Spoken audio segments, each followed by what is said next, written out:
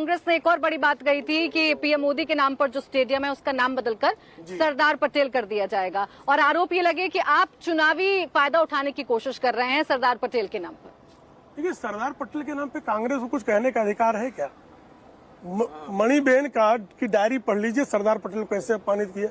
उनकी अंतिम यात्रा से 1991 तक, जब तक मायनो नेहरू परिवार जो है सत्ता में रहा, तब तक उनको भारत रत्न दिया क्या? पंडित जवाहरलाल नेहरू खुद ले लिए, इंदिरा जी अपने कार्यकाल में ले ली, राजीव जी के मरणोपरांत तत्काल मिल गया, और आज जो इतना बड़ा 182 फीट का जो बना हुआ है उनका भव्य मूर्ति, विश्व दुनिया की सबसे ऊंची मूर्ति, उसमें पुष्पांजलि अर्पित करते हुए किसी कांग्रेसी को देखा आज तक आपने? सुना है? और उस स्टेडियम का भी सुन लीजिए, एक 18 स्टेडियम का कॉम्प्लेक्स बना है जिसका नाम सरदार पटेल स्पोर्ट्स कॉम्प्लेक्स है। उसमें से एक स्टेडियम का नाम आदरणीय नरेंद्र मोदी के नाम पर है। अब सरदार पटेल के नाम पे भव्य स्टेडियम, इन्होंने कौन सा स्टेडियम सरदार पटेल के नाम पे बनाया था? नेहरू के नाम पे स्टेडियम, इंदिरा के नाम पे स्टेडियम, संजय गांधी के नाम पे स्टेडियम, राजीव गांधी के नाम पे स्टेडियम, तमाम इनके जो भी आसपास के लोग थे सबके नाम पे स्टेडियम। सरदार पटेल से नफरत इनकी घटी ही नहीं आज दिन तक। और तो जाने दीजिए, पिछली बार बता रहा हूं, 31 अक्टूबर 2016 सरदार पटेल जी की जयंती और इंदिरा जी की पुण्यतिथि एक ही दिन है। अगर आपका क्रेडिट स्कोर कम है तो बैंक लोन छोड़िए, शादी के लिए लड़की भी नहीं मिलेगी। क्रेडिट स्कोर इम्प्रूव करना है तो फ्रीडम ऐप को अभी डाउनलोड करो। कांग्रेस के दफ्तर में बड़ी सी फोटो जो है इंदिरा जी की लगी थी, छोटी थी सरदार पटेल की लगी थी। एक बहस में और आलोक जी आए तो मैंने कहा कि भाई कौन बड़ा नेता है? आलोक जी ने कहा इंदिरा जी बड़ी नेता है, सरदार पटेल से बड़ी नेता इंदिरा जी, आलोक जी का कहा गया शब्द है। दोनों चीजों ये बड़ा आरोप आप पर हर बार लगता है कि आपने अपेक्षा की, आपने सरदार पटेल के नाम को नीचा किया। मैं उत्तर देता हूँ। सरदार पटेल जी को गृह मंत्री किसने बनाया? कांग्रेस। डिप्टी प्राइम मिनिस्टर किसने बनाया? कांग्रेस। उनके 2 बच्चे थे, दोनों लोकसभा में भी रहे और राज्यसभा में भी रहे। कौन सी पार्टी से गए? कांग्रेस। 15 साल तक मणिबेन जिनका जिक्र कर रही हैं वो कांग्रेस के टिकट पर 2 बार लोकसभा जीती और 1 बार राज्यसभा में गई। अगर वो इतने दुखी थी तो वो बीजेपी में क्यों नहीं गई? क्यों नहीं गई बीजेपी में वो? उनके दोनों बच्चे थी, आपको लगता है? ये जनसंघ थी, एक ही बात थी ना। अरे भाई जनसंघ के ऊपर अजीब सवाल है। आरएसएस, अरे उनके नाम पे स्टेडियम पूछ रहा हूं, बता ही नहीं रहे, मूर्ति पूछ रहा हूं, बता ही नहीं रहे, पुष्पांजलि क्यों नहीं कर रहे, बता ही नहीं रहे, भारत रत्न क्यों नहीं, दूसरे मैं उसके उस पार्ट पे भी आ रहा हूँ। ये स्टेडियम कब बना था? ये कॉम्प्लेक्स कौन से ईयर में बना था? अभी 18। अरे सुनिए ना भाई, ये जो पूरा कॉम्प्लेक्स है ये कौन से ईयर में बना था? 1983 में बना था। इंदिरा गांधी जी रिबन 18 स्टेडियम कब, 18 स्टेडियम कॉम्प्लेक्स कब बना? 1983 में। ना 1983 12 नवंबर 1983 18 स्टेडियम का कॉम्प्लेक्स मैं फिर कहता हूं बन रहा है। देखिए, झूठ की भी कोई, अरे भाई गूगल पे आप सर्च कर लीजिए। अरे एक मोटेरा स्टेडियम 12 नवंबर 1983 कर रहे हैं। सरदार पटेल बीच में नहीं बोला, मैं चुप हो जाता हूं। कर रहा हूँ मैं चुप हो जाता हूं। मैं सरदार पटेल स्पोर्ट्स चुप हो जाता हूं। कोई 1983 दिखा दे, सरदार पटेल एक एक करके। अब आते हैं 12 नवंबर 1983 को ये पूरा कॉम्प्लेक्स बना और इंदिरा गांधी जी रिबन काट के गई। खैर वापस आते हैं। सरदार पटेल जी के नाम पर यहाँ का अहमदाबाद का एयरपोर्ट है। आज अडानी का नाम बड़ा दिखता है वहाँ पर, सरदार पटेल का छोटा दिखता है। दूसरी चीज़, जब ये अहमदाबाद एयरपोर्ट से सरदार पटेल के नाम पर रखा गया तो आनंदीबेन पटेल रेवेन्यू मिनिस्टर थी। कितने लोगों को, 1000-2000 लोगों को लेकर यहाँ विरोध करने पहुँच गई कि सरदार पटेल के नाम पे कैसे हो सकता है। हमने तो 7-8 हॉस्पिटल भी बनाए, कई यूनिवर्सिटियाँ बनाई। अब आप बता दीजिए कि सरदार पटेल के नाम पे पिछले 8 साल में कौन सी योजना आप लोगों ने शुरू की? केवल वोट जब आता है तो सरदार पटेल को याद करते हैं आप।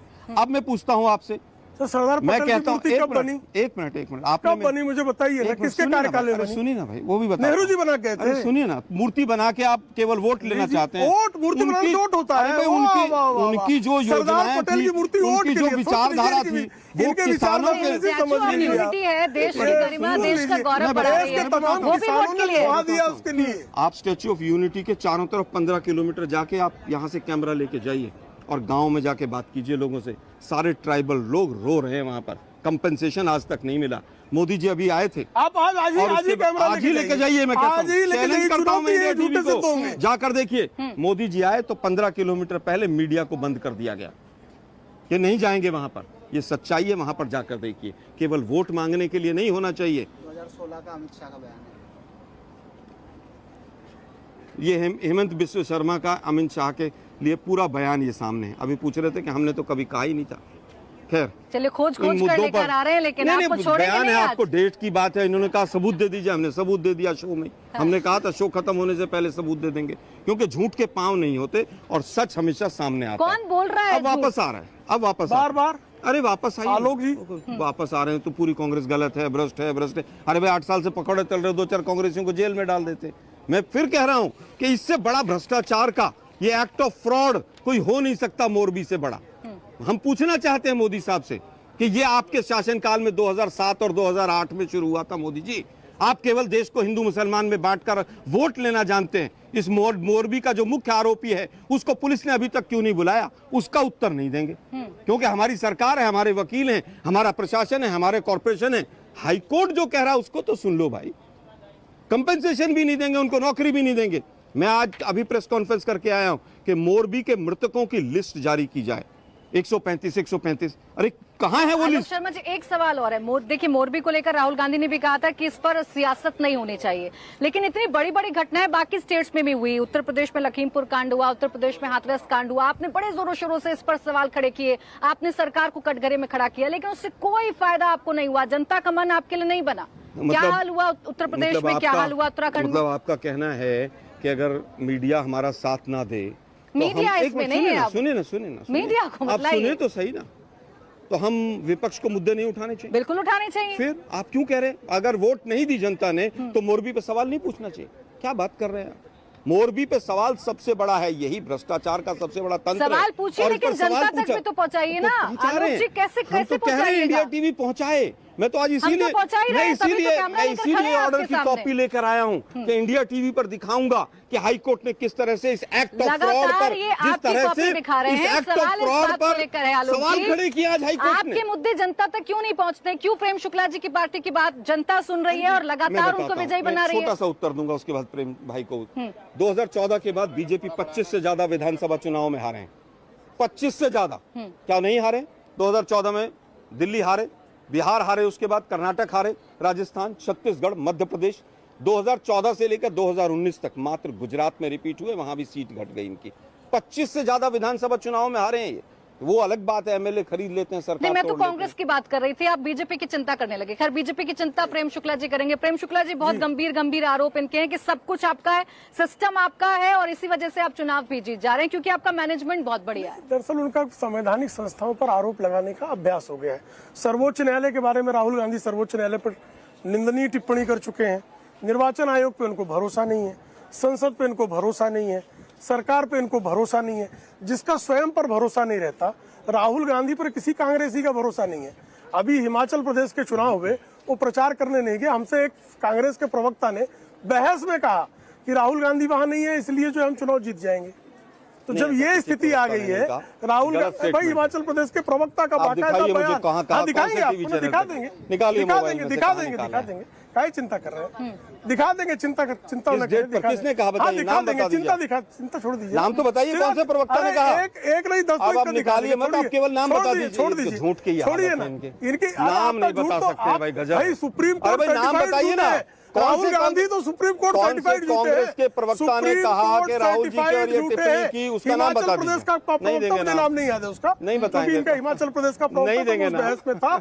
हिमाचल प्रदेश पर वो ओपिनियन पोल का सर्वे चल रहा था, सी वोटर के सर्वे के समय की ये बात है। अब देख लीजिए, आप ये हिमाचल छोड़िए, हिमाचल का सुप्रीम कोर्ट चुनाव हो गया, सर्टिफाइड झूठे, चौकीदार चोर है कहकर सुप्रीम कोर्ट को मिसकोट करके राहुल गांधी ने झूठ बोला और सुप्रीम कोर्ट में लिखकर माफी मांगी। तो जो सुप्रीम कोर्ट सर्टिफाइड झूठे हैं वो दूसरे के बारे में क्या कहेंगे?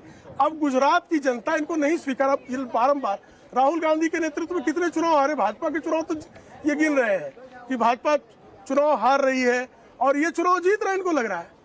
जो पार्टी इस देश की सबसे बड़ी पार्टी थी, आज वो जो है विपक्ष का नेता पद पाने लायक लोकसभा में संख्या नहीं आती है और ये चुनाव जीत रहे हैं। अगर ये इसी भ्रम में जी रहे हैं तो इनको ये भ्रम मुबारक है। अगर आपका क्रेडिट स्कोर कम है तो बैंक लोन छोड़िए, शादी के लिए लड़की भी नहीं मिलेगी। क्रेडिट स्कोर इम्प्रूव करना है तो फ्रीडम ऐप को अभी डाउनलोड करो।